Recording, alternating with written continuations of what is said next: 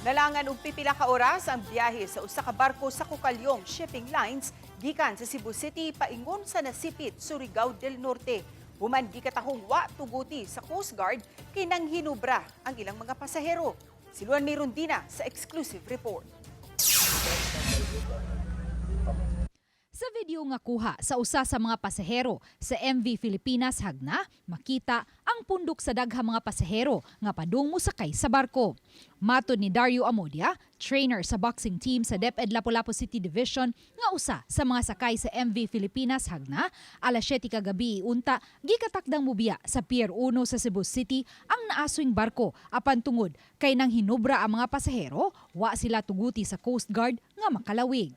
Duha ka higayon-gayod silang gipasaka kanaog sa barko aron matarong og ihap ang gidaghanon sa mga pasahero apan niabot na lang og alas 11 sa gabii wa gihapon makalawig ang barko. Ako dahan mga reklamo po dito mga tao. Ang uban lagi nanaog na lang eh matugay kayo wala 11:20 na gud niya.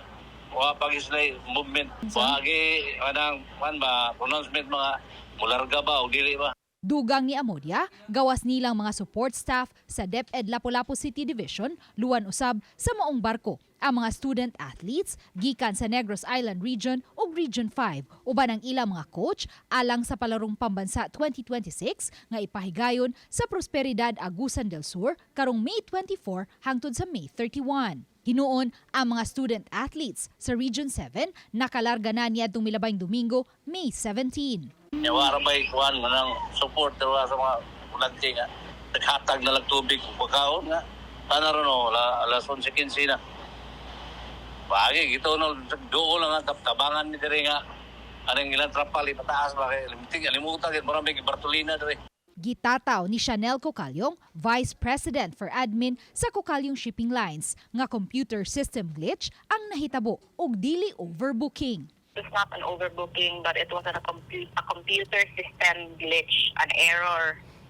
So it was not done on purpose or anything like that. Hinuon na sulbad ra kini human sa kapin 4 ka oras. Dugang ni Chanel Cucalyong ang 105 ka mga pasahero nga gilangkuban sa Negros Island Region Delegation gipakanaog sa barko o gipasakay sa bus paingon sa usa ka hotel diin libre ang ilang accommodation ug mga pagkaon hangtod sa nakaschedule nila nga biyahe ugma sa gabii May 20 paingon sa nasipit Agusan del Norte.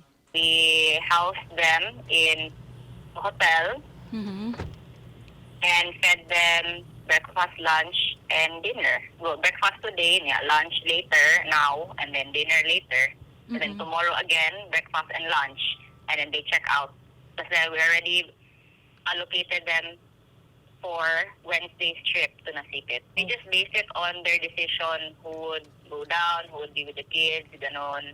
Matod ni Chanel Cucalyong, alas 11:40 na nakalarga ang MV Filipinas Hagna kagabii, May 18, ug ang mga sakay sa maong barko gihatagan usab nila og libreng pamahaw human nalangan ang schedule sa biyahe. We sent them breakfast this morning. So because we arrived Nasipit instead of early morning, which is not what it was supposed to be promised, they arrived already noon, almost noon.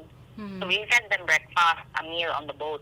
Apan matod sa usa sa mga pasahero sa MV Filipinas Hagna, alauna 30 na sa kadlawon, May 19, nakalawig ang MV Filipinas Hagna gikan sa Pier 1 ug naabot sila sa pantalan sa Nasipit pagka alas 12:30 sa udto karong adlaw, May 19. Hinuon iyang gikonpermar nga gihatagan sila og libreng pamahaw sa barko alas 10 kaganihang buntag. Sa paghanay ning balita, wala pa motubag sa mga tawag ug sa mga mensahe nga gipada sa Balitang Bisdak ang Cebu Coast Guard Station.